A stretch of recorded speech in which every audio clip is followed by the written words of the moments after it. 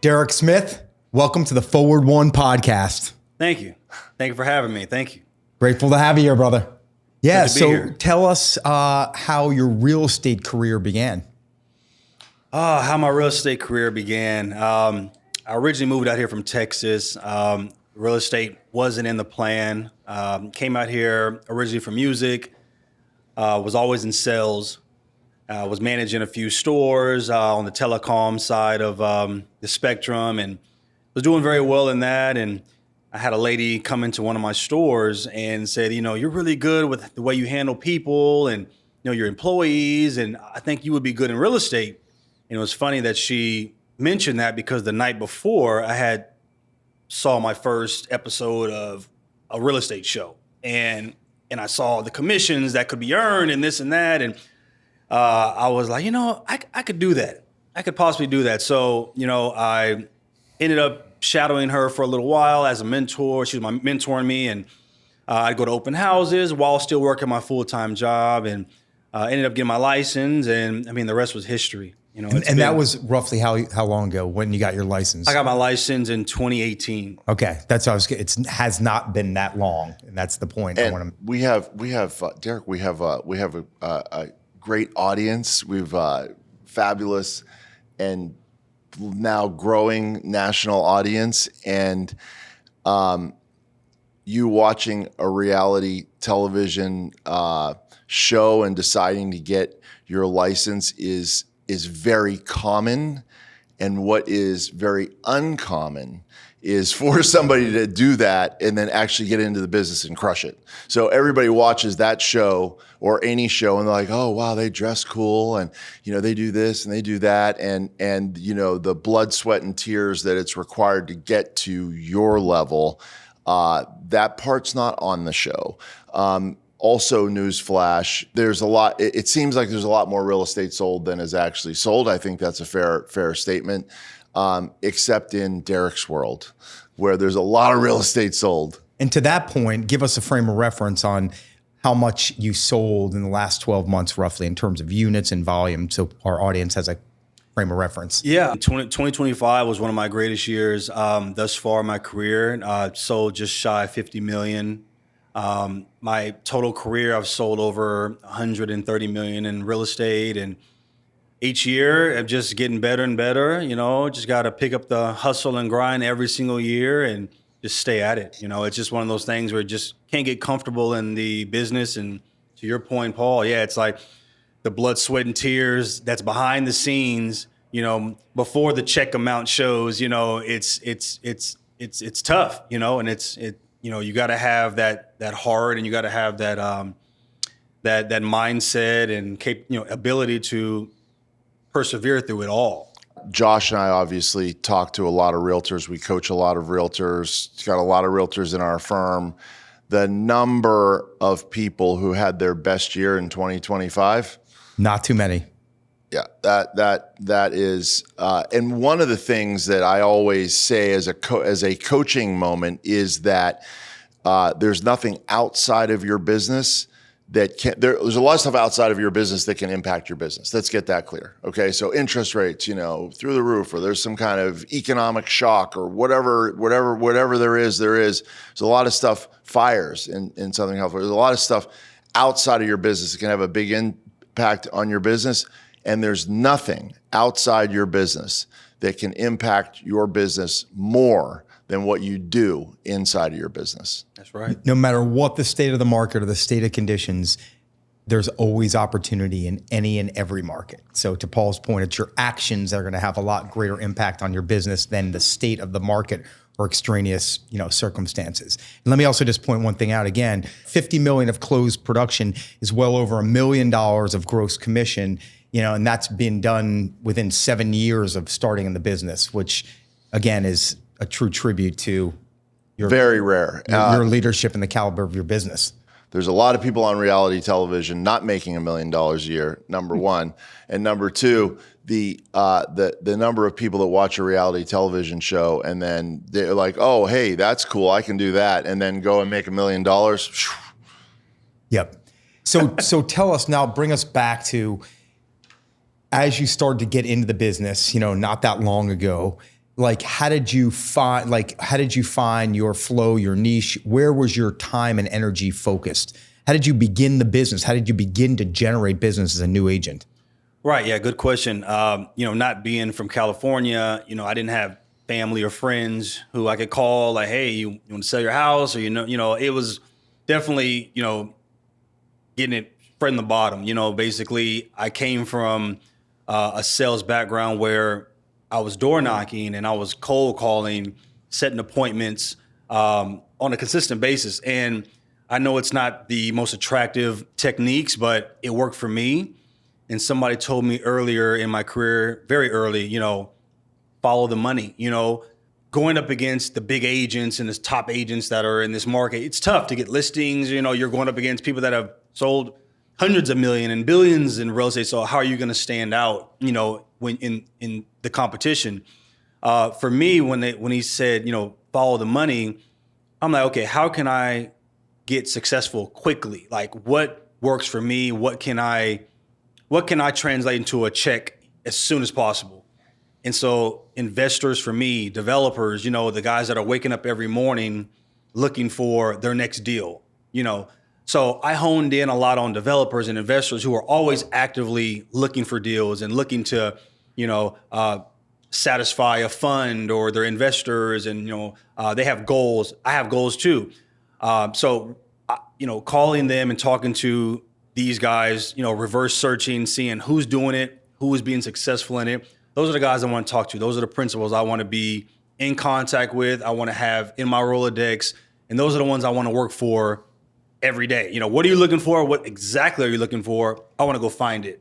So putting those pieces together for me early in my career helped me set up my funnel for future business, future listings, future new constructions. And it also helped me formulate, my own knowledge and expertise in all type of areas of LA real estate and beyond. And so as you began in your career to identify, number one, developers, investors, people are going to buy repetitively, that have a track record of closing deals, have the financial wherewithal to do that, which is cutting to the chase, so to speak. But with that said, we know so many agents who try to cater to investors, developers. So how have you distinguished yourself with them? Because they're always going to look for the greatest deal and everyone's going to tell them they're going to bring them a great deal, but why you?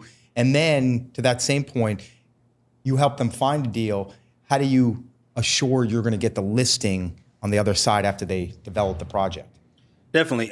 Differentiating myself from agents, who work with investors or are attempting to work with investors. One thing about me, as agents, we are only as valuable as the inventory we have or the inventory that we have access to. So what differentiated me was I was really, really good at finding off-market deals. And I always told investors and developers who the initial conversation, like, hey, just so you know, when you get an email or a call from me and it's a deal that I'm presenting to you, it's going to be a good deal. I've already scrubbed it. I've done the numbers based on what you told me your needs are and your criteria. I'm not going to waste your time because I know you're getting deals and wholesale emails all over the place from all kind of agents. Just know when it comes from Derrick Smith, it's a deal that I truly believe in. And I feel like it I feel like it'll be a match for you. Maybe it's not the right timing or maybe a couple numbers may not work, but it's right there. And also just the knowledge of the numbers, knowing the language that they speak, I speak their language too. So it helped me not only gain the clients that I was looking to attract, but retain them for, repeat business. Now, you guys jumped way ahead for sure. And we went from, hey, reality television, but now you found you identified a niche, which is a great one, by the way. But just like Josh said, that's not a great secret. So how did you find your first, take me back to okay, so you reverse search them or you figure out, but you find your first, how did you find your first developers? And then what did you say to them then? What do you say to them now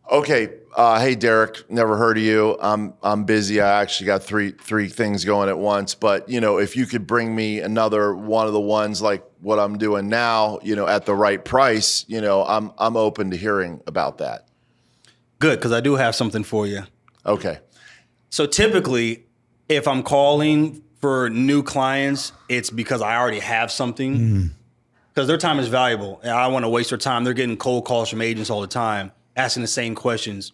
But like I told you earlier, we're only as good as the inventory we have or we have access to. So typically I already have something. I'm just looking to put the piece together to make the deal happen. I love that. So the inventory is the driver, to your point. You coming with something of value. You're doing your homework to learn a little bit about them before you make that call. So you show them that you're prepared and knowledgeable. Then from there, you're asking them more questions about what it is more specifically that they're looking for. Right. And I'm asking those questions like we just enacted. It was because maybe this deal that I have in my head, maybe it's not for him, and I don't want to just go out and just call him off the back and just say, hey, I got this deal. I need to get to know you. I need to make sure that I can trust you. And this is not just a it's not just one transaction. I want to make this an ongoing relationship. One of my biggest clients, they were doing deals and developments in more subpar locations of LA. And I saw that, but they were very active and they were successful. I'm like, okay, well, I had a really, really good property in Brentwood, which, top A-listers live there, one of the most, affluent neighborhoods in LA. I had this property off market. I said, well, would you be interested in doing something in Brentwood? Ocean views, end of a cul-de-sac. A lot of times I'm not just calling developers or investors in the areas that they're already kings of in. I also want to see if I can help them grow into areas where they want to be in as well too. And that's also areas that I want to be in and I want to have my signs up in. So I tell agents a lot of times, it's tough to compete with the sharks of every neighborhood. So the best way to get into those neighborhoods, you can do mailers and you can door knock and you can cold call. A lot of times you have to force yourself in those neighborhoods. And with my business, I was able to force myself into some pretty affluent neighborhoods, top 8 neighborhoods, because I found the ugly house. I found the flip. I found the tear down that I sold. They got my clients. And then my sign goes up and it's there for 2 years while they're building it. And they're like, who is this guy? Like, he's not the main guy in the neighborhood. Force yourself. You got to kick down doors sometimes. And, that's how. And again, bring those people to other areas that they may not have considered before, which is only mutually beneficial. For everybody. Right. And how, okay, so I've got this, now I've got, essentially I think I have half the picture. It might even be less than half the picture because getting the deal is really the magic. How are you finding a great deal, a great development opportunity? I like to drive the neighborhoods, see what's happening. You can see a house if it's distressed, if the yard's not cut, or if there is a demo sign up, or maybe it's under construction, but I can tell that the wood is old. It's not as bright, it's darker. Maybe the project is stalled. Maybe that's an opportunity there. You have to be feet on the ground in certain neighborhoods to see what's going on currently. And from there, I'm driving in my car. I have my title app up. It's like my Bible for real estate. It tells me everything I need to know about a property. It shows my location, where I'm at. I can see when they bought it, how long they've owned it, how many times they're pulling out, money, refinancing. Is there liens on a property? Is it in default? And from there, I reverse prospect. Then I'm calling the owners. If the parents are well high in age, I may just talk to the kids, that are in their 50s or 60s just to find out. But the best way to find the deals is just have conversations. Just have conversations. If you see somebody outside moving boxes, I pull over and I go talk to them. I give them a card and I introduce myself. Mm-hmm. And those are often off-market opportunities that when then you bring to that prospective developer, they are interested. You get the off-market listing. You represent the developer on the buy side, and there you go. I mean, is that correct? It's like, yeah, that's correct. Yeah. And for real, I'm now mad at myself after this little conversation with Derrick. I walk my dog around us, the walk is the same, so I walk down the hill, I cut through, I go down a little bit, I cut through again, walk back up the hill. On the down the hillside, on the cut through, I have walked by 5 houses. So, and I'm not walking by that many, by the way. I'm probably only walking by, I don't know, what's on a mile walk? Is it like 100 houses? Not even less. Where you live. Yeah. Yeah, less. Okay. Yeah. So I'm walking by 75 houses. That's it. There are 5 houses that I walked by over the course of 3 years that were totally dilapidated. And I'll have to check to see, at least 4 of them are now getting renovated. And one of them even was, they had this like outdoor refrigerator, and for whatever reason, it was just like it was some, it had a beeping, some kind of an alarm. I'm like, what's that beeping? What's that beeping? And then finally I figure out what it was, and it was at a house that obviously, the owners weren't there, and you could tell that something in each of these houses, it seems like the same thing happened. Like there were old people that lived there, and now the old people that live there aren't there. Did the kids come and get them and put them in assisted living, or what happened, or somebody passed away, or who knows? And then they just sat for a long time, and you could tell because the mail's piling up. The yard is getting undone. If I had researched those 5 houses, I feel pretty certain that I could have gotten at least 1 or 2 of them to say, hey, I live in the neighborhood. Here would be my script, right? I would call, you find out who's the owner. And then and the owner is, 87 years old, right? But it doesn't seem like they're there anymore. So you can then find out who are the kids, right? You go, hey, I live up the street. I'm in real estate. I see that the house is, it's in disrepair. Is there anything I can do to help? That's one thing you could say. Do you need somebody I'll walk by, and if I see something, the door is ajar or whatever, I'll call you. You could just be a good neighbor. I am in real estate. If you need any help in terms of fixing that house up, you fix that house up and get it marketed and sold, if that would be something you'd be interested in, or if you're interested in an all cash offer and get it off your plate, that's a possibility. Would that be a decent script? Definitely, yeah. I mean, those are qualifying questions, and then just being a resource too. If everybody in every family everybody's in a different situation in life. You just never know what somebody's going through, what they need to happen, or they just haven't made the step or the jump for.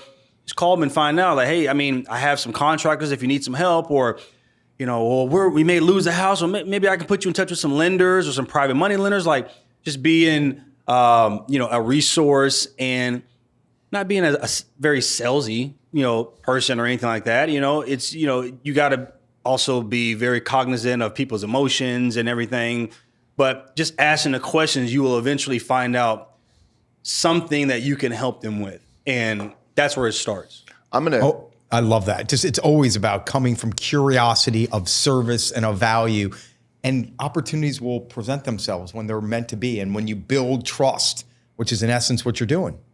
And I'm going to move from five houses that I walked by to 6, because now that I think about it, on the way up the hill, the one across the street was half built, and then construction ceased, and nothing was going on there for more than a year, maybe a year and a half. And now I see that construction has picked up again. I don't know what happened. I'm going to guess that eventually somebody stepped in there, and a house that's half constructed can create the best opportunity, because it's very hard, very, very, very hard to get lending on a half constructed house. You could have a house that's ready to fall down, but you go, hey, it's still habitable. It's a house. You can go and get regular financing for it. When it's half built, you're mid-construction, man. People do not want to lend on that thing. So, all right. So going back to one of these 6 examples, I'll go back to the dilapidated house. So I call the 5 neighbors. I'm just being a good neighbor. One of them says, hey, you know what? I find out that 2 kids daughter and a son. One lives in Charlotte, one lives in Seattle. I call them and I say, hey, I live up the street. If there's anything I could do, look after the house or whatever, they go, wow, that's great. And also if you're, as the conversation relationship progresses a little bit, if you're interested, I'd be happy to help you to get some tradesmen in there to fix it up and we could list it and sell it. That's the way to get top dollar. If on the other hand, you don't want to front the money and you're interested in a cash offer, I could do that for you too. Let's say they go for the cash offer. Okay. So now let's say that a house done, down the street, not that big, doesn't have the view, that's probably worth, let's say it's worth $3 million. This particular house, one I'm thinking about, didn't need a lot of work. If you could get them an all cash offer for 2.2, let's say, this is how Derrick, one of the things that Derrick talked about was that he's making sure it's a good deal. So you kind of reverse engineer that. You look at it, maybe you would say, hey, I need to take a walk through or whatever. And you figure out, I could really with paint and, put some new cabinets in or whatever, new appliance, you can do a lot. You can do a lot with, let's say, a house like that. You can do a lot with $125,000 for sure. So now if your exit, it would be $3 million and you could buy that house for 2.2, right? And now say, if I'm, I have a client that buys all cash. So if you'd be interested in an offer around 2.2, I can see if I can go out and make that happen. Now you go to your developer and you say, hey, I've got this thing. I've got this house. It's 123 Elm Street. I've been through it. I had my contractors go through it. I know you do your own work, but I had my contractor go through it just to give me a good idea. You're probably looking at about $125,000. It'd probably take you, probably only 3 months to do that. And you might have an exit, good exit, sub $3 million. Is that something you're interested in? Now, that would give me a $2.2 million purchase. Okay. And potentially, right, you're getting sort of two sides of that, right? Because you're going to sell, you're going to get the listing side, you're going to get the sales side.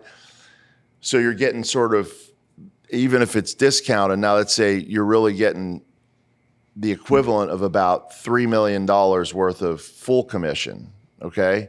Or a little more, $3.5 million full commission. Now they sell it on the other side, let's say they sell it for $3 million. Now this turn has just that turn has just that's $6.5 million worth of volume on that one. And this that I'm talking about is for real. And I left this on the table. It's done. That walk that I did, those were the 5 houses. Those 4 out of those 5 houses, it's done. Yeah, they're out there. That's exactly, in a nutshell, that's the perfect scenario. Sounds like I need to go walking the dog with you a little bit. So let me ask you, you Let's talked go. about creating a pro forma for your investors. So tell our audience what that means for you. A pro forma would just, like I said, running comps and seeing, what this could resell for based on the size and the location, the views, the lot size, what are the comps nearby? That right there in itself, when you're presenting everything on a platter to them, and you've already asked them the questions, what are you building for per foot? Just like you said, it's probably gonna cost about $125. You visually, the more houses you walked in, the more dilapidated homes you've seen and face to face, you'll know in a rough estimate. Once you get good at it, $200K will get this property right. Or without the $200K here, this is what it's worth as is right now. And you're just delivering everything to your clients. And like you said, Paul, once 2.2 can get this done, or we'll be interested in that. Now you go back to, okay, who did I have a conversation with that wants something like this? And the numbers make sense for them. It may not work for A, B, and C, but D and E, it's perfect for. And I'm going to go straight to him. Derrick Smith's calling. Oh, he must have a good deal because he told me that if he calls, it's a deal that I like. If you don't like it, okay, no problem. I'm going to go to somebody else, and you're going to be calling me after it sells and mad. Oh, man, I thought, why? Well, you should have hopped on it. Should have jumped on it. And again, it comes back to how knowledgeable you are, and that your credibility is where the value lies, because they know when you're presenting them something, it's something that's attractive and real, and other people are going to take it. No, scarcity creates value for sure. So your clients also do both a combination of renovation type work and flipping sort of, versus new development. Oh, yeah. Both Flips, both new development, joint ventures. We can get creative. I mean, anything can happen on paper, as long as both sides are happy and, satisfied. We really originally my friend, but now mutual friend, is a guy he's got a lot of money, and he's always saying, hey, if you find some great deals, just let me know. And then what happened was I had a couple of agents at our firm that's like, oh, hey, here's a great deal. I take it to my friend, and he's like, yeah, this isn't a good deal. And you do that a few times, and then they're not interested in your phone call anymore. And the mistake that I made was not really hardcore underwriting the deal myself before I called my friend with it. And hardcore underwriting it would be really what you're doing when you're underwriting it is you are putting yourself into the developer's shoes. So you go like this, I'm going to, the realtor, not Derrick, okay, right? Derrick is starting with being the other person. But the realtor's like, well, okay, so, if I can get this thing sold, this is how much money I'm going to make. And, I'm going to go and pitch this to somebody or whatever, because I want to make that sale. But if you just go, forget that I'm the realtor, I'm going to pretend that I'm the developer. Okay. I'm going to pretend that I've got some money and some time. And, now I'm looking at this dilapidated house, and the comps show, because most of the houses around there are in good condition, and it's a basic house. It's 3 bedrooms, 2 baths on a 6,000 square foot lot, built in 1950. This is a very typical, and you can find ones that are like, really nicely done. And what did it sell for? And that's your exit number, or you even take a little bit off of that, so that you're not stretching the comps. This is a really quick, good sale. Maybe take 10% off. Now you're really like, this thing, all day long would sell for $3 million. So that at 2.8 the thing would really go 2.8, 2.9. It would really sell.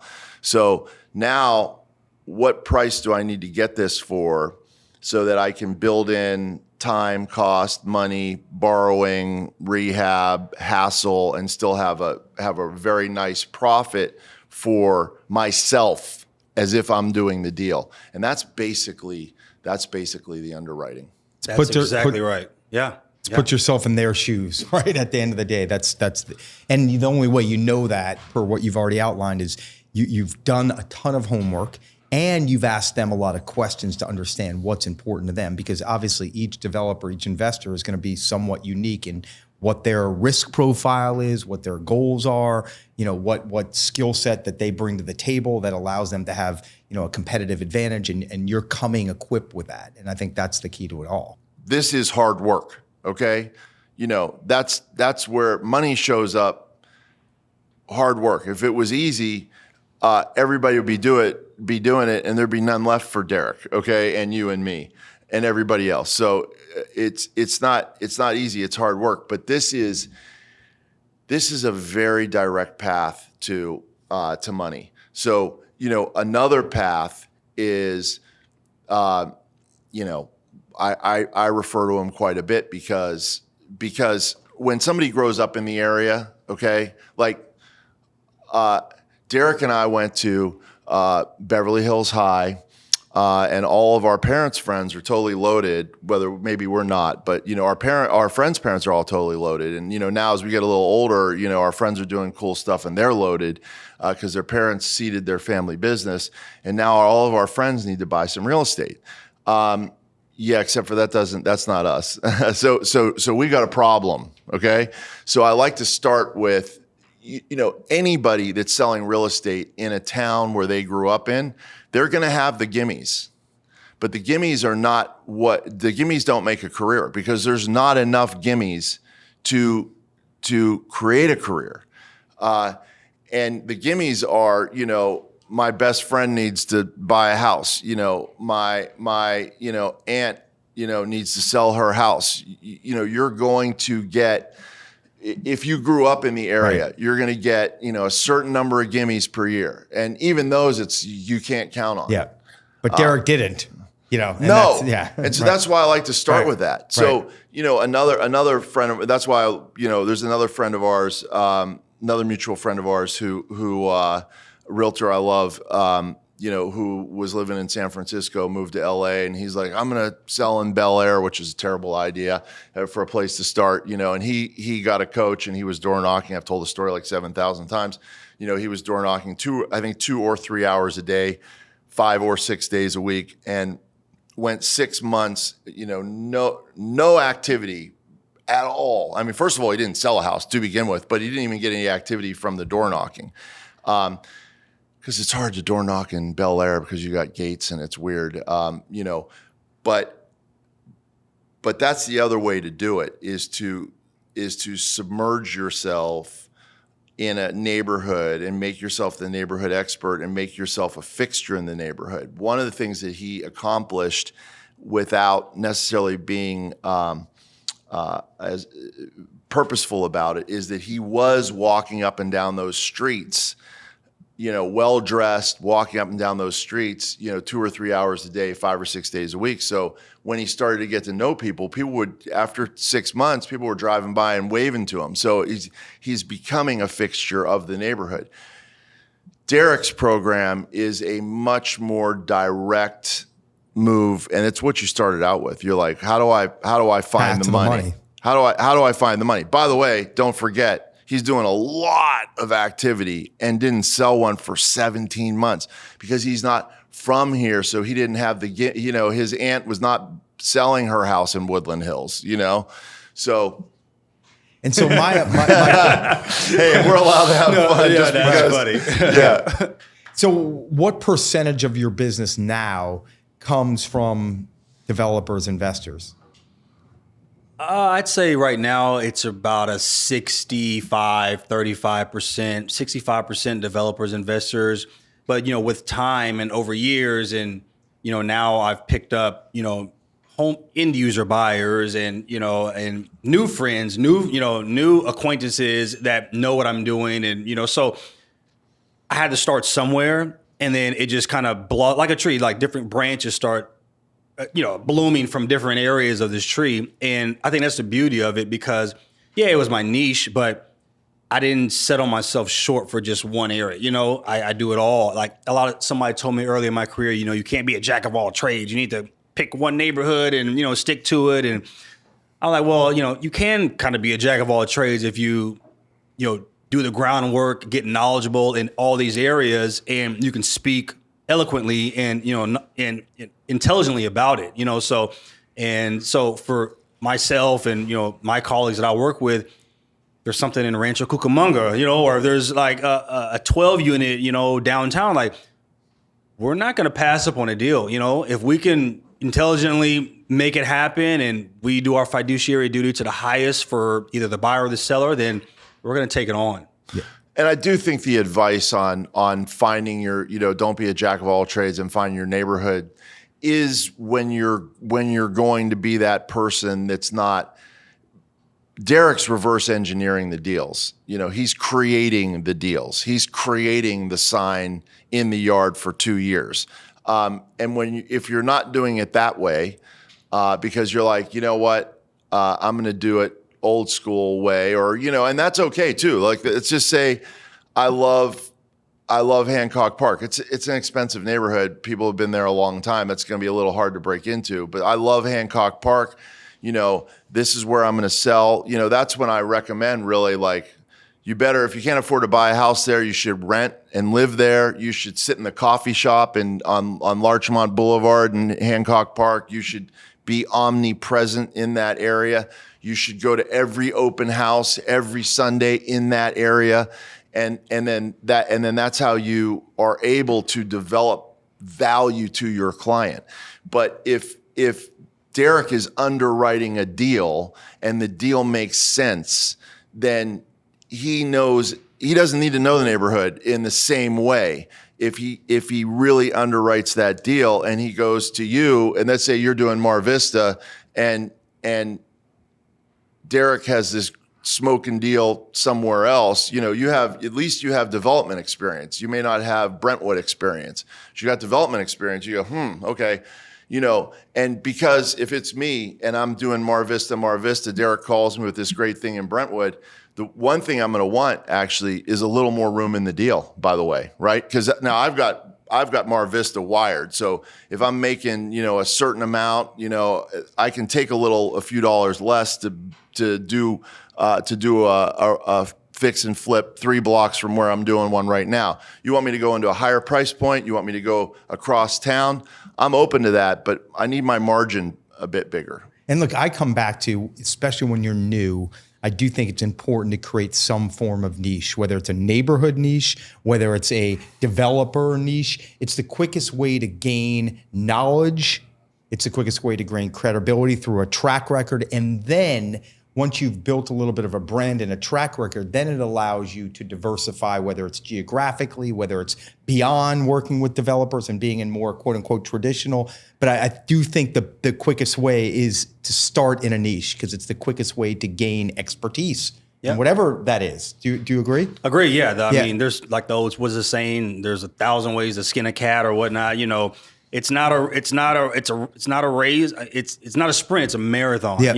And it worked for me. Not saying it works for everybody, but yeah, I mean, there's so many different ways to create opportunities. Some might be a slow pace, maybe quicker. For me, I have 3 boys. It needed to be quick. It needed to be quick because bills keep adding up. So tell us how you've branded and marketed yourself. Like, what does the Derrick Smith brand represent, and how are you telling that story? I think the best thing that distinguishes me is just my love of real estate, my love of building relationships, being there for you on your time. It's not on my time, it's whatever my client's time is. And I'm okay with that. And I'd say my knowledge piece of just LA and surrounding areas has really helped me. I'm the guy that can negotiate the mess out of a deal. If you're looking for a negotiator or somebody who's going to have your back, they know that's me. And I've won on a lot of multiple offer situations because I'm a very likable guy, I guess. I can make friends with people, listing agents and other agents. I collaborate. My collaboration with agents has helped me and my clients in many situations. Knowing Derrick, okay, if you come up to me at a party and you say, "Hey, your friend Derrick sells real estate," how do you describe that? I would say Derrick does real estate differently because he understands value and is able to build value for his clients. He represents a lot of developers. That's where he learned that skill. But a house tends to be the most important asset that a family has. So sure, you want a great place to raise your 3 boys. There's a lot of great places for you to raise your 3 boys. Derrick's going to put you in a place where you raise your 3 boys where it's also going to be like your retirement account. We're going to put you in a place that's going to grow in value over time. We're going to, with a real financial acumen and a financial eye toward what's going to be a good investment. Obviously, recognizing to Paul's point, if it's an end user, that's your client, someone's going to live in the home as opposed to a developer. You want to make sure that they're emotionally connected and tied and have a passion and love for it. But beyond that, you also want to make sure it's a good investment. And I think what makes you unique, and we speak from knowing thousands and thousands of agents, is that you have the financial and the economic eye toward that as an investment that, quite frankly, the vast majority of other agents don't have. For sure, yeah, and just future thinking and just reading trends and what's happening and what developments are coming in these neighborhoods, or what's being taken out. Those are important pieces where you may, hey, I would maybe look into this neighborhood, or this is what's going on. I just want to let you know that this may be a detriment to you. You said you only plan on living there for 5 years. Well, this is what's going to happen. Yeah.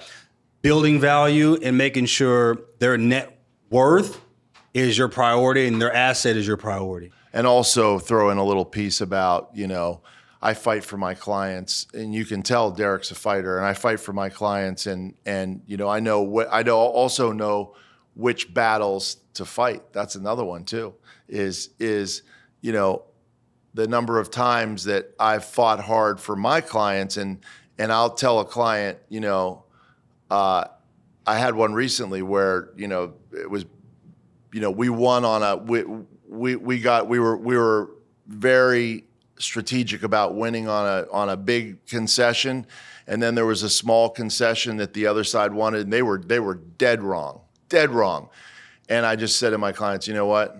Hey, remember that big win we just had? Like, I can see there's a lot of ego in this one. Let them have that 8 Gs. That my clients like 8 Gs as much as I like 8 Gs, but we just won on a really big one. Like, let them have they're dead wrong. Let them have it. Yep. So let me flip to another thing. Young children. I know being a dad's probably the most important thing in the world to you because we've talked a lot about our kids with one another. What's the perspective? How do you remain an amazing father and an amazing real estate agent? That's always a challenge for people who are particularly driven and ambitious. What's kept me, giving honor to God and, just keeping him first in my life, keeping him first priority. I see them, and I never would have thought that I would have a family, or develop a family in California. I thought I was going to have Texas boys that, went to school near where I came from. And, it's like, I want to just build a better future for them and be an example. And what they hear me on the phones with clients, and I'm like, shit, I'm on speakerphone and I'm trying to negotiate a deal. Like, they hear it and they see it on a daily basis. And, the thing about real estate is the flexibility that you have. I'm all about working smarter, not harder. If I'm going to, some agents will say, like, I try to make 100 calls a day. I said, well, are those 100 quality calls? For me, I only make 10 or 15, but they're solid calls that may amount to something. Make sure you're working smarter where you have the free time. And I love being able to set my own schedule where, I'm a youth baseball coach. I have 3 boys. They all want to play. We go fishing. We go to the beach. If we want to go on a Wednesday afternoon after school, like, we have the ability to do that. And, being there and being an example for them, they'll see, what I instilled in them, and they're going to instill in their children. And, my father, what he did for 36 years, he worked at Burlington Northern Santa Fe Railway. And, he didn't have a father in his life. And so he was doing it off of the whim of just, me and my sister and just learning along the way to be a father because he didn't have it in his life. And, he worked he'd go to work 6 a.m. and come home 5. It was like clockwork. We knew when Dad was coming home. We knew when he was leaving. We weren't going to see him in the morning when we went to school.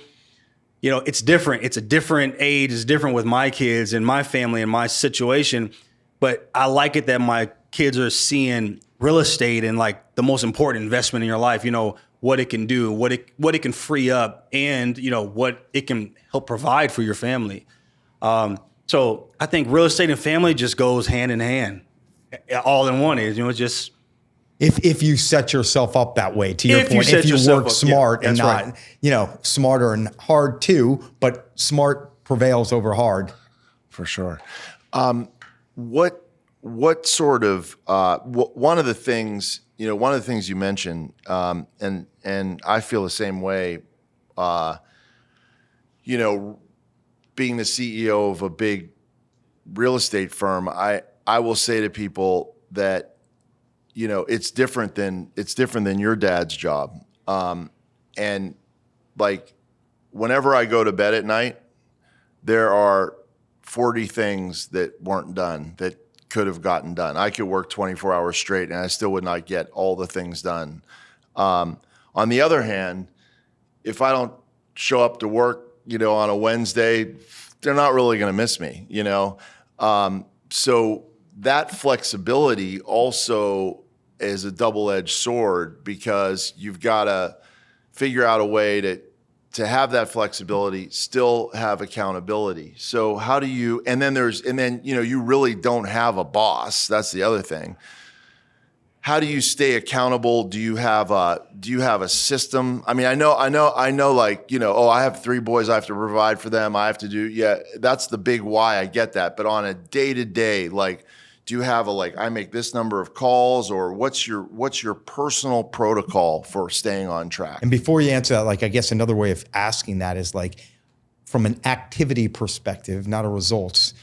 Is there a particular focus and goal and commitment you make from an activity perspective, on a daily, weekly basis? Yeah, good question. So for me, I don't really always have a schedule or a specific activity on what I do on a Monday or Tuesday or Wednesday and so on. But at the top of the week on Mondays, my goal is always to either I need to write at least 5 offers, submit at least 5 offers, and goal is to open at least 1 or 2 escrows. I start that per week. On a Monday, it doesn't happen every week. Yep. But if that's what my goal is every week, then however I do it on a Tuesday, if my Tuesday's super loaded with prospecting and something's happening on Wednesday, or I just know my goal by the end of the week is I need to be throwing as many darts at the board as possible. And whatever's going to stick is going to stick. So is that what's going through your mind on a daily basis during the week? Where am I relative to those 5 offers? Where am I relative to those 1 or 2 escrows? Is that a constant conversation? Is that a heightened sense of awareness around those sort of metrics? Definitely, always, yeah. And then at the same time, if I am at the beach, I'm always accessible for my clients. So I'm never off work. I'm always on. And they respect that. They understand it. My wife understands it. But yeah, always in the back of my mind, I always have to keep moving. I always have to keep moving. What's next? Because as an agent, who doesn't like walking to the office and picking up a big check, and going to the bank with it? Those are the best days, especially on a Friday. So let me ask you that as a follow-up. So you're at the end of the week and you're not even close, let's say, to those 2 metrics, being the offer writing and the escrows. Does that happen? It happens. Yeah. I mean, if it didn't happen, I'd be making $3-4 million a year. Yeah. But sorry, I was making the assumption it did happen because I'm doing the math. Or, Yeah. No. So now it doesn't happen on a given week. What's going through your mind on Friday? How much are you thinking about that over the weekend? What impact does that have on Monday? Well, Monday, okay, who do I need to follow up with? Who haven't I talked to in a while? How can I'm always trying to create an opportunity.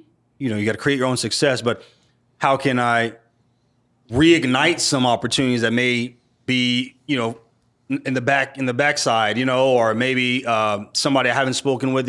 Mondays, I'm always trying to be on the phone. Some days I'll just scroll through my thousands of contacts and I'll start from A and go all the way down to Z. And I'll just start calling people or texting people, always creating opportunity, whichever way possible you can, whether it's a mailer or whatnot. But I have a long drive from where I live, in the South Bay to Beverly Hills. So people are like, oh, you're always in traffic and this and that. I'm like, I actually like the 405 because I make a lot of calls on the way home and on the way to the office. Those are my best times to talk to people. So, like I said, use your time wisely. You're the only other person. Preaching to the choir. Yeah, you're the only other person that I know, because I got ways to take me up through all the crazy streets to get to my house, and I lose cell service on the way. And if it shaves my drive in half, I'll lose my mind. I point my nose straight into the thick of the traffic because I keep my cell coverage, and I'm not mad about it at all. I go right dead into the traffic, up the hill, through the traffic, and I'm on the phone the whole time, and I'm not mad about it at all. I cannot stand not having cell phone service because you never know what's on the other side of that call. That could be the deal of your lifetime. So be as accessible as you can, agents. Yeah. Yep. We talked about 5 offers, 1 open escrow. How much time are you spending prospecting for the deals that you're going to take to the all I'm doing is I'm walking my dog around that little area. Now that's shot, so I need to take a different route or whatever. But how much time are you using? And are you are driving through the neighborhoods and how much time are you using to find the deals? To find inventory. I would say on a every day, and it's not always just my own direct prospecting, whether it's cold calling or driving through neighborhoods, which I do a lot. I'm always in the car and I'm always keeping an eye for something. But I also work and have done deals with a lot of amazing agents from not only in, where my brokerage is, but other brokerages across the city. Collaboration is very key. So they know what my goal is and what my clients are looking for. And a lot of times deals come across my desk because they call me like, hey, I know you have a buyer for this. I heard about this. And we put deals together that way. So they just save me, maybe a whole week of prospecting in a deal that turned out to be a $5 or $10 million deal. So, agents having great relationships with other agents throughout the entire, city or the county is very important. And just calling agents, when I'm scrolling through my phone, I'm not always just calling clients or, people that are not in real estate. I'm calling, agents as well too. What do you have? What are you looking for? How can I help you? So we can put pieces together. We're always just trying to put pieces together.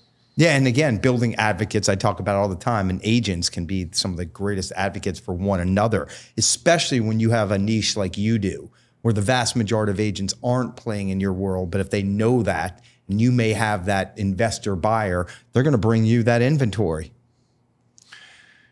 Do you measure in any way your accountability? So again, 5 offers, open 1 escrow. Is that, or you just have that's just a mental game that you have, or are you writing it down somewhere? So one thing about me, I'm not really good at writing things down. Mm-hmm. I have a really great memory though. I think more so than anybody I've ever met. And I'm not just saying that, but I'm the type that I still remember my 5th grade and 6th grade, locker combination type stuff, all the home phone numbers, all my credit cards. I know all the numbers, all this, I just have a really good mental, but sometimes I do put things in notes, but when it comes to my goal weekly, that's just a driven clock. It's always in my head. It's always in my head. Just a question, and feel free to say terrible idea, but if you went and you got sticky notes printed and just regular sticky notes and printed, and it said offers, and there were 5 little check boxes with a line next to each one, and then it said open escrows, and the top line would say week. And you go week 1, January, whatever, week 7, whatever it is. And you had that and you stuck that to your computer or wherever you spend time, or you have it, wherever you're sitting. Maybe you have it on the dashboard of your car or something like that. And you, let's say it's Tuesday and you're ahead of the game and you've got 3 offers written. So you got check, check, check, and it's got the little thing there, and you didn't have an open escrow yet. Do you think that would help? Yeah, I think it will. Yeah. Well, maybe I know what to get Derrick for. There you go. There you have it. I'm a always, lot of sticky notes. And we're anything but perfect, not even close. Yeah. And we're always how do we create more and more accountability? And part of accountability is also visibility, right. And writing things. And again, there are plenty of room for improvement for me and Paul, for sure. So we're always just trying to learn from each other and help elevate one another. And again, we don't have ours laminated. I don't have mine on the wall. It's something I am going to do. And I do think that helps. Yep.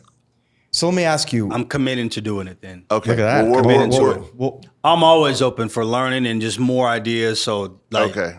Hey, if it works, I'm going to come back to you guys the next podcast and say, hey, guess what happened? I did one where the CEO of Keller Williams did it with me. And, it was about 7 CEOs ago, but it was Mo Anderson who had been the CEO that really grew the company. And she did it together with me. And I took that thing and I it was like a 3-year goal I did with her in her office. Because 5-year goals, it's interesting. 5-year goals are turn out to be wish lists. It's like pipe dreams or whatever. It's like it's one of the tricks in hiring is if you want to find out what somebody really wants to earn now, you ask them, what do you want to earn in 2 years? Because 2 years is a tight enough time frame that they're not. You go 5 years, they go, oh, I want to make $5 million. What are you making now? $100,000. You're like, okay. What do you want to make in 2 years? They're like, 150 or whatever. They can really connect the dots. Really connect the dots. So Yeah. she said 2 years or 3 years, I forget what it was, and we ran through the whole thing, and I wrote it down, and it was all in writing. I intended to frame it and put it up where I could see it, and what I did was I took it and I put it in a drawer, and I closed the drawer, and I never looked at it. And I'm telling you, I pulled it out like 2 years later, and I had hit almost every one of those goals. And I do think that just writing it down, having it out and where you can see it is even more powerful, but just writing it down and being so intentional about it, it works its way into your brain. So we'll be accountability partners on this together. And I'm gonna work on what mine is. And how much time do you need to get get my action plan back to you? Yeah. Or just the goals. So we'll get the goals, the action plan, we'll build toward it. But just the goals. Like I'm at the end of 2026 and this is what I've done. And you could do it, the more specific, the better. You could do it in number of closed units. You could do it in closed volume. You could do it in profit to your pocket would be a really good one. I like profit to my pocket. Exactly. That's the difference maker right there. Yeah. So let me ask you one thing tied to that. So by when, and then we'll swap them. How long will it take you?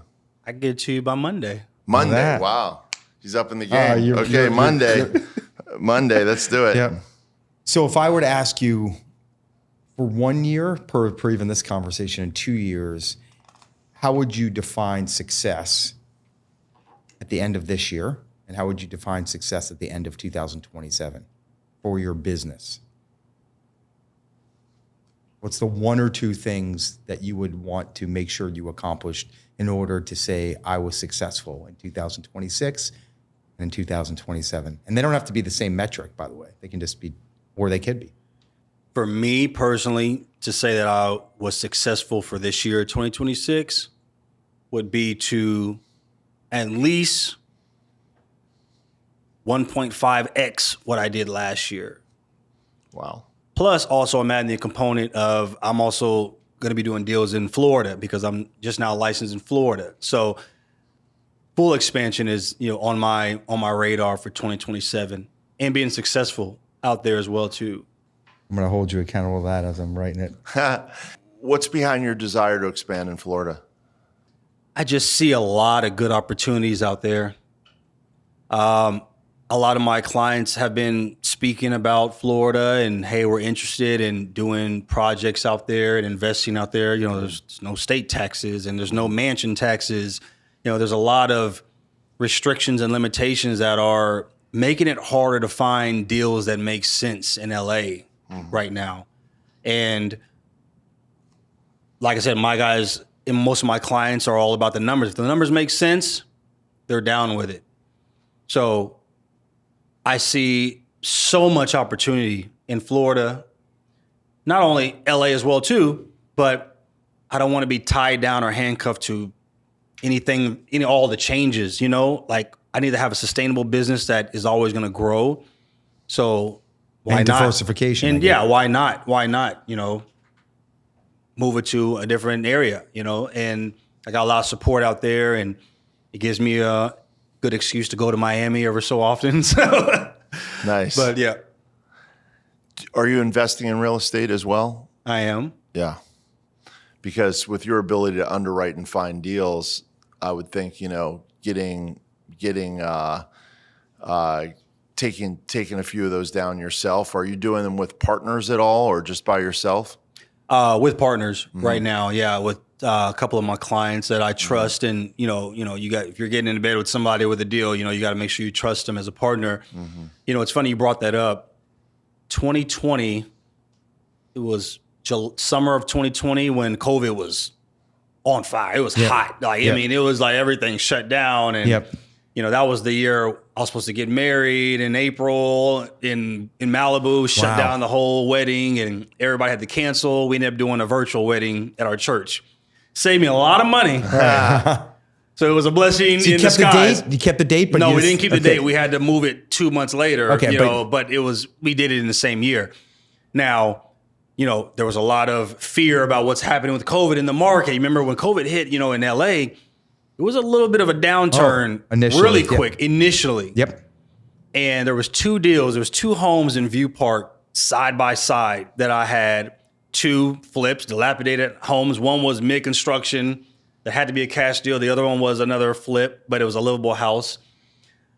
I had both of these deals off market for just over $700,000 a piece. And in my mind, I'm like, I don't know, I might have to go back to working telecom. Like, what's going to happen with my business? You know, I'm still fresh in. I wasn't making a lot of money in 2020. So every deal counted. And these deals, I sent them to 2 different investors. And granted, after August, September, the market was on fire, and like in a great way. And in 2021, it was even better. Interest rates were in the 2s and this and that. And you could put a Fisher Price house on the 6,000 square foot lot. I was going to go over asking. Those 2 deals I passed up for myself because I wanted to try to keep as much liquid as I had. I still shoot myself for that because those investors bought those properties for $700K, put like $150K in each. And guess how much they both resold for? $1.2 million. No, more. One sold for just under 1.2. The other one sold for 1.1. Okay. And it was so much money on a flip that I just passed up. And all the resources that I have, I could have put just a little bit down. And, you know, so now when I am, you know, analyzing deals and I'm underwriting deals, first I think about myself as the buyer. If I can afford it. If not, obviously I'm putting myself in the buyer's shoes. To your point earlier, if it makes sense for me, it should make sense for somebody else too. So I still kick myself. That would have been, you know, $500,000 in profit and I mean, they resold these deals in 6 months. Hindsight's 2020, and you know nobody knew what was going to happen. Right. Well, right. Yeah. I mean, I was able to. I had a house in Palm Springs. And that was a secondary market, which got really hammered with COVID. And I was looking at, you know, I bought it knowing it could be a rental, but I was like, you know, I just want to keep it for myself. I never did turn it into a rental. And then, you know, I was looking at how much that was costing me. And I did well enough on the buy that I could still get out ahead. And so I just said, well, you know, if I can get out, make a few dollars, you know, get rid of that line item expense, you know, during that time, I'm going to do it. That happened. If I hadn't it was hard to sell it at that time, but I did get it sold.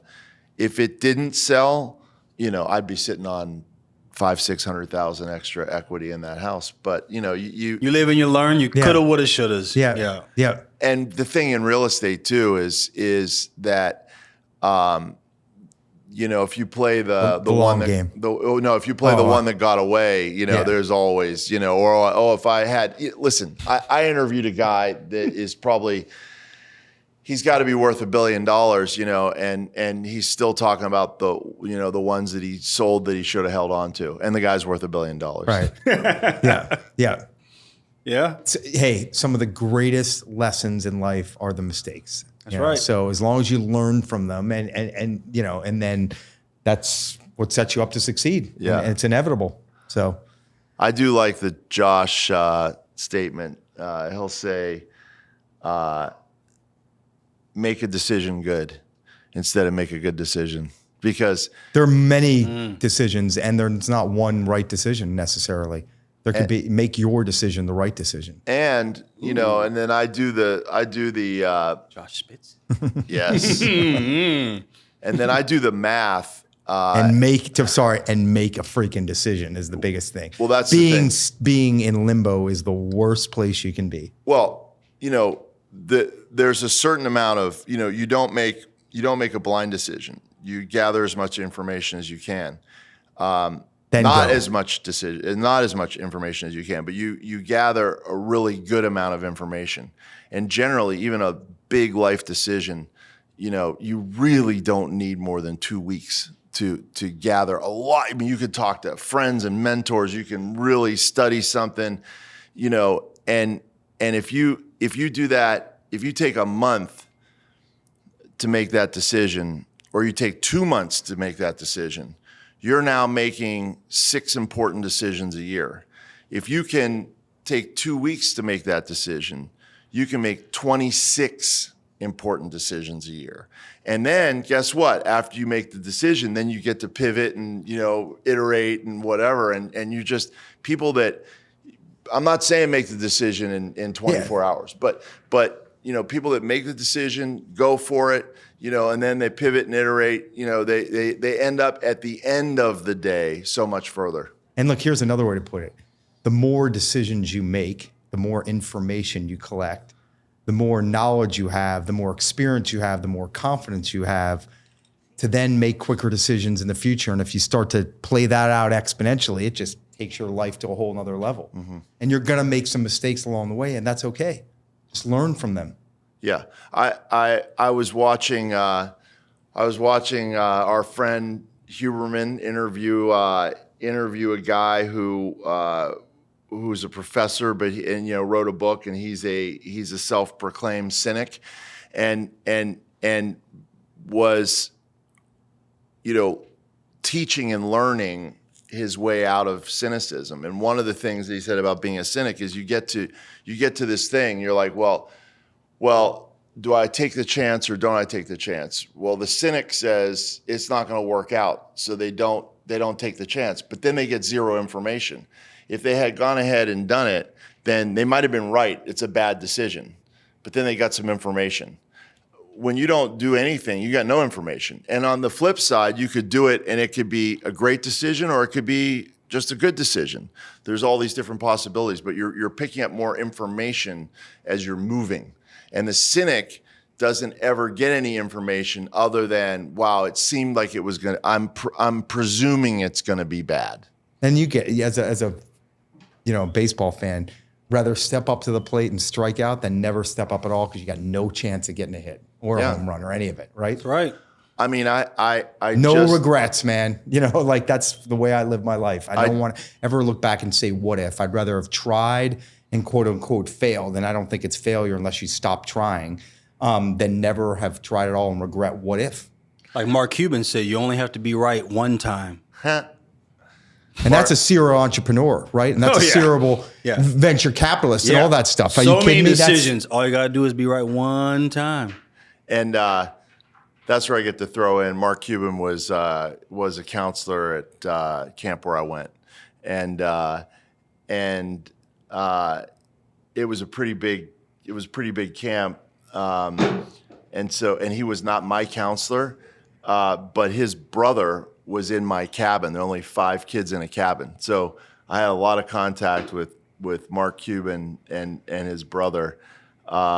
Things that people don't know about him was as a young man, I mean, he was a standout athlete. I mean, he was just like. Did you know that? He was tall. Yeah, he was it basketball. Was he playing basketball? He was at the time. I think I remember he was like playing rugby or something. I'm telling you, he just, and his brother who was my age, so he's probably. Because we were young, but the counselors were young too. So he's probably maybe only like 6 years older than me, but his brother would be exactly my age. And they just had the genetics, like he just like, physically very strong, and like great coordination and everything. And it's funny that he doesn't, because he seems like he would be the kind of guy that would brag about stuff, but I've never heard him say like, oh, I was a great athlete or whatever, obviously. It's all relative, right? I mean, he's got a lot of things to brag about. Pick one. That too. I was going to say he's also a round, incredible athlete. So it's all, but to Derrick's point, he's got a lot of other things that he's real good at. So it comes back to it's all relative, right? Yep. Yeah. I forget I was going to say something else before I went. Oh yeah, and I really can't talk about it on here because of non-disclosure. But I got a rapid fire opportunity to be on a Netflix show and not related to real estate, and it was with a very high quality production company, and they're basically. It's a binary. It's a yes or a no. And I started asking people's advice, and I was getting more no's than yes. Like, what's the upside? You know, they can make you look like a fool or whatever. I'm like, well, you know, they'll edit it and they'll make you look like a fool. That makes for good television. I'm like, yeah, but they can't edit something I didn't say. You know, right? So like, I have to be a participant in the filmmaking. You know, and I just shut down all the no's and just said, you know what, I'm not interested in hearing about it. You know, let's go. That's the yes. Yep. All right. So fire round. Yeah, it's the fire round. What are you looking at? One second. Oh, sorry. So we asked just a series of questions, very quick, visceral responses. We're not going to dig deeper, but I think they're fun and insightful. Okay. So what's the attribute you most admire in others? Honesty. What's your greatest fear? God. What's your greatest accomplishment? Still living. What's your idea of perfect happiness? There's no such thing as perfect happiness. What's the attribute you'd most like to develop and evolve for yourself? More entrepreneurial in many other aspects or genres of life. What's your greatest extravagance? Moving out here to LA. Who do you most admire and why? My dad for his hard work and just being an awesome dad. So we live in LA. There are a lot of great hikes in LA. You climb up to the top of this hill and you look down, you've got your family, you've got your colleagues, you got your clients, your community, and you shout one thing down to them. What do you shout? Good question. I love you all. There we go, man. Good stuff, brother. Awesome, man.